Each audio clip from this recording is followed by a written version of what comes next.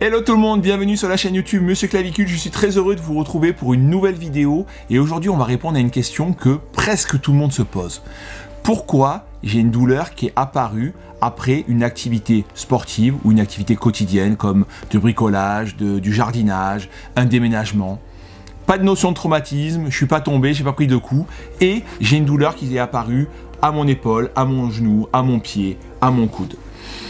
Et oui, on se pose tous cette question et parfois l'explication, elle n'est pas si compliquée que ça, mais il faut juste avoir les bonnes notions et je vais essayer de vous les expliquer aujourd'hui assez facilement. Le petit rituel pour tous ceux qui ne sont pas encore abonnés à ma chaîne YouTube, il suffit de cliquer en bas à gauche, s'abonner. Merci beaucoup, ça soutient mon travail et ça me permet de vous proposer des vidéos de plus en plus qualitative. Dans le cadre de cette vidéo, on parle de douleurs aiguës et non pas de douleurs persistantes qui durent de plus de 3 à 6 mois où il y a souvent beaucoup de facteurs psychosociaux, environnementaux qui sont mêlés. Non, là on parle vraiment d'une douleur qui apparaît comme ça, d'un coup du jour au lendemain, après une activité, quelle qu'elle soit. Les exemples sont nombreux. Vous avez fait un déménagement avec des copains, vous avez porté beaucoup de poids toute la journée et le soir, vous avez une grosse douleur au lombaire, une barre lombaire le lendemain qui dure et vous dites pourquoi j'ai mal au dos. Qu'est-ce qui s'est exactement passé? Vous faites des travaux dans votre nouvel appartement, vous avez repeint le plafond et après un week-end de peinture intense, une douleur apparaît à l'épaule et vous dites c'est bizarre, j'ai jamais eu mal, j'ai pas pris de coups. D'où ça vient? Vous faites même pas le lien avec la peinture pendant tout le week-end. Vous avez taillé vos haies, vous avez monté beaucoup de meubles Ikea et là une douleur apparaît au coude, vous ne comprenez pas pourquoi. Vous vous êtes mis à courir un 20 km alors que d'habitude vous êtes plutôt sur 8 ou 9 km et une douleur au tendon d'Achille apparaît vers le 15e kilomètre. Vous vous dites mais pourquoi cette douleur apparaît? Je ne comprends pas. Vous êtes parti faire une grosse sortie de vélo de route et une douleur apparaît au 80e kilomètre sur l'extérieur du genou. Bizarre, j'ai jamais eu de problème de genou, tout va bien au niveau de mes genoux. Je ne comprends pas pourquoi j'ai cette douleur qui est apparue. On pourrait expliquer pourquoi sont apparues ces douleurs par la notion de contrainte et de stress mécanique qu'on a appliqué à nos tissus. En fait, ces douleurs apparaissent quand vous demandez trop de contraintes mécaniques à vos tissus par rapport à leur état de forme à l'instant T. Et à tout ça se greffent aussi les facteurs biopsychosociaux qu'on a vus ensemble, comme le stress, la fatigue, le manque de sommeil, l'anxiété, etc., qui peuvent aussi influencer la capacité de nos tissus à résister à cette contrainte et nous rendre aussi, nous, plus sensibles à la douleur. Il y a le signal d'alarme qui se met en route, la douleur, pour nous prévenir qu'il se passe quelque chose de pas forcément très bon dans notre corps et qu'il faut diminuer les contraintes sous peine de se blesser.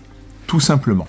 Et pour ça, on a un super outil qui a été développé par la clinique du coureur et notamment Blaise Dubois qui s'appelle la quantification du stress mécanique qui permet vraiment de comprendre grâce à ce schéma comment ça marche. Vous êtes prêts? On se le regarde ensemble? Allez, moi je prends, il est sur mon livre, ce schéma, vous pouvez le retrouver donc très facilement et je vous le mets à l'écran, en plein écran et vous allez vite comprendre que en abscisse, on a le temps. En ordonnée, on a le stress mécanique, tout simplement. Il y a deux choses à bien comprendre. Les trois courbes avec les trois couleurs différentes et les deux zones qui sont délimitées par ces courbes. La courbe rouge, c'est notre courbe de 100% de capacité maximale d'adaptation. Celle à ne surtout pas franchir sous peine de se blesser. Ensuite, en dessous, on a une ligne en pointillé verte qui est le stress minimum pour créer des adaptations. Et la dernière courbe, hyper importante, la courbe bleue, qui est le niveau de stress de l'activité. L'activité, ça peut être de la course à pied, du vélo, ça peut être du jardinage, un déménagement, ça peut être tout et n'importe quoi. Cet outil qui est la quantification du stress mécanique a été développé pour les sportifs amateurs et professionnels, mais on peut aisément l'extrapoler pour les activités quotidiennes qui mettent des contraintes mécaniques sur notre corps, comme le jardinage, comme le bricolage, comme tout ce qu'on peut faire au quotidien. Ensuite, les deux zones à comprendre, c'est entre la ligne rouge et la ligne en pointillé verte, on a la zone d'adaptation, c'est la zone de travail qui augmente la capacité du corps à supporter du stress. C'est la zone de progression. C'est quand on travaille dans cette zone qu'on va créer des adaptations tissulaires, qu'on va progresser et devenir plus fort à tous les niveaux. Et ensuite, la zone en dessous des pointillés verts, qui est la zone de repos. Si le stress est en dessous de cette zone, en fait, on ne progresse pas.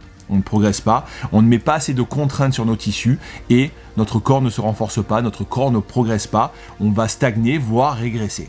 Alors, une phrase à marquer au fer rouge, à graver dans le marbre, celle-là, elle est hyper importante. Le corps s'adapte dans la mesure où le stress mécanique appliqué n'est pas plus important que sa capacité d'adaptation maximale.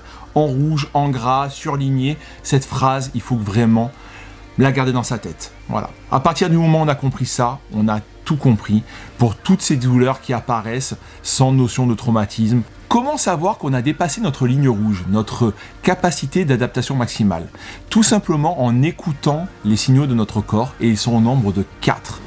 Premier signal, il va y avoir une douleur pendant l'activité.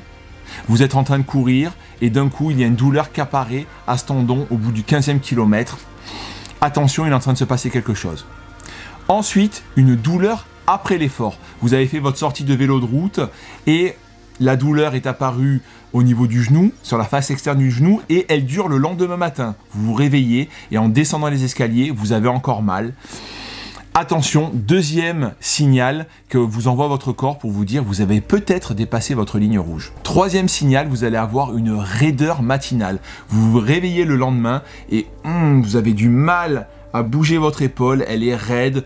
Vous avez peint tout le week-end et dur le lundi matin. Quatrième signal, il va y avoir une enflure. Vous allez avoir votre genou qui va gonfler. Le lendemain, vous le trouvez un peu gros par rapport à l'autre côté. Là, c'est pas bon, c'est aussi un signal. Attention, vous avez dépassé votre ligne rouge.